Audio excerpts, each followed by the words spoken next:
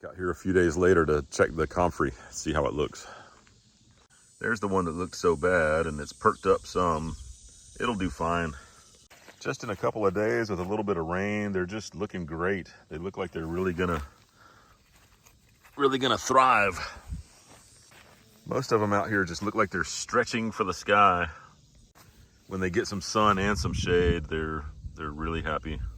I need to start some more seeds because not every tree has any. And like I said, eventually I want to have 3 or 4 for every tree.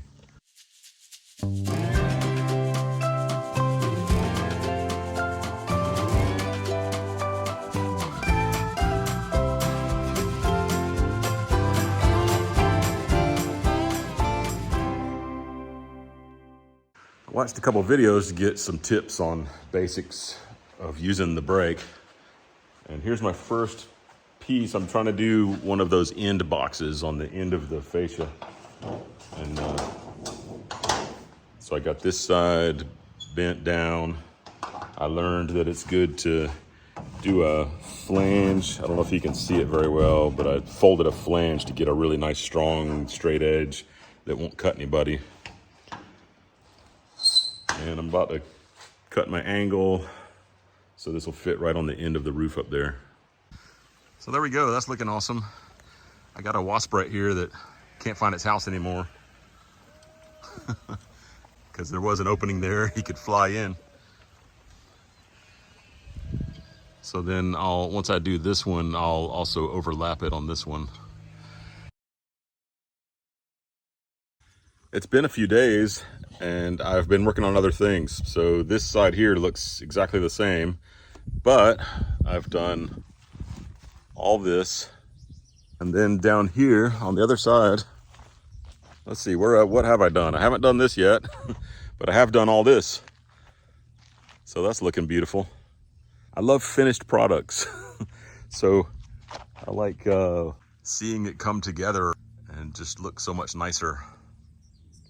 I've also been doing some of the electrical in here. So like these, we're gonna plug in our lights. The lights that we're getting are gonna be like shop lights, like 4 foot long, used to be fluorescent lights, now they're LED, and they just have a plug on them. So you just plug them into the outlet. So I've gotten all these outlets done on the ceiling, another row over here. These are switches. I did one switch inside. I'm trying not to do much inside because we still haven't done any painting, and all those outlets sticking out of the wall and everything are gonna be in the way when we try to do painting. So I'm trying to hold that off till last. But I did one switch inside that operates these. So one switch turns on everything in this room, all the lights. This will be for the garage door openers. And then these 2 switches turn on the security light on the back of the house and the security light on the front of the house. Then I did these outlets that are around the garage. And I've started wiring in some of those circuits into the breaker box. I need to buy all those breakers. And then I'm starting the outlets on this side of the garage. But right this minute, I'm just getting started out here today. And I think I want to go ahead and work on the metal again. So I'm gonna carry some metal around back. I finally got back over to this corner again. I've been working on that today. So I got my siding done all the way up into the corner there. And got all this, oh my gosh. I'm having some hip trouble that I keep getting a bad spasm in my front of my hip. So all I gotta do is just stand weird. Just the slightest wrong way, which I haven't figured out which way is the completely wrong way yet. But, so I've gotten pretty much everything on this wall is completely good all the way to all the edges. And now I want to focus back on here again. Caleb and Preston are inside doing the priming of the drywall. I'll show you what they've done. The ceiling in here is done, but the walls are not. But in the family room, the whole thing is done. Sealing the walls, everything. They just need to do the bathroom, the bedroom, and the closet.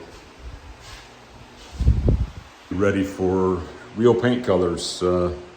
Raven has already gotten the paint to do the walls after it's primed, so it won't be long before there'll be color going in there.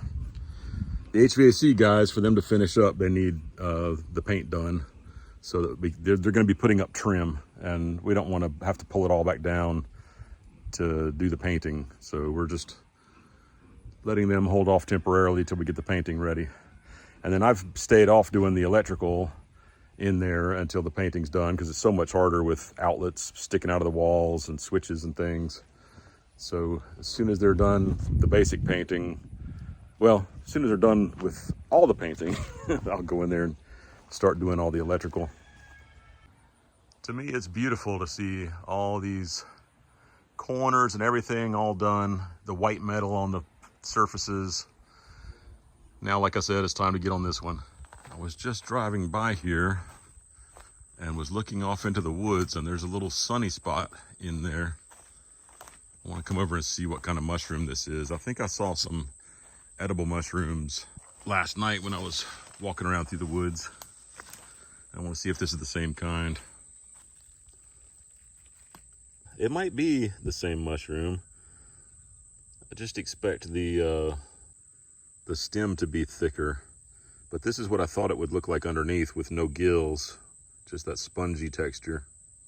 I think these are in the same family as what I was thinking they were. Oh, and now I see where some of them have had some animals nibbling on them. Maybe this one, that's got, you know, that small little cap and the big stalk. So this is really neat. Look at that. Yeah, I'm 95% sure that that's an edible mushroom. I just need to look it up. This forest is so neat. There's like a stream of moss flowing through the forest. Some mushrooms, like chicken of the woods, when it grows on hardwood, it is edible, but when it's growing on pine or cedar or some kind of conifer or evergreen, it's not such a good thing to eat. It can take in toxins that you normally wouldn't want in your mushrooms. So to find these mushrooms growing in the pine needles kind of makes me wonder if it's the same dynamic. It's probably not, but it just makes me think of that. You know, these are it's part of the way our brains work, is we make connections like that. These are pretty. They do not look edible to me though. Yeah. And these are absolutely amazing how red they are. Wow, that's just beautiful how white and red. So I decided not to eat them right away, but to do a spore print. So we're gonna turn one of those over, cover it up, and let it sit for a while and see if we get a print. So I wanted to make sure that we're not getting a red or orange print. And this looks brown or yellowish, so that's good. But I was splitting open the stems, and it looks like some bugs have been eating the inside. So I'm not planning to try eating these this time, but maybe if I find some fresher ones next time, I might try eating them.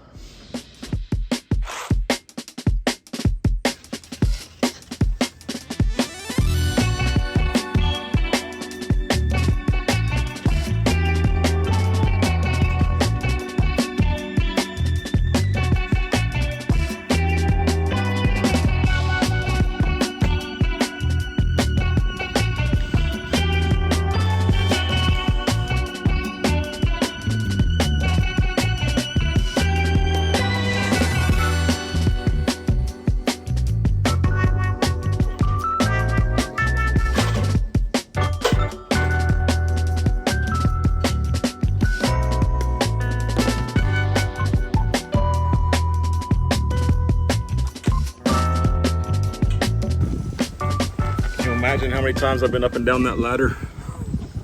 I was out in the woods hiking today with Lewis. We were walking around a property looking around at it and found a bunch of mushrooms. I think last time I was looking at some mushrooms, I had some that were similar to this, and I think I was calling them a bolete, but I found out today that it's pronounced bolete. So this, I'm confident that this is a king bolete, and I think this is also, it's definitely in the same family. It has a slightly different color to it.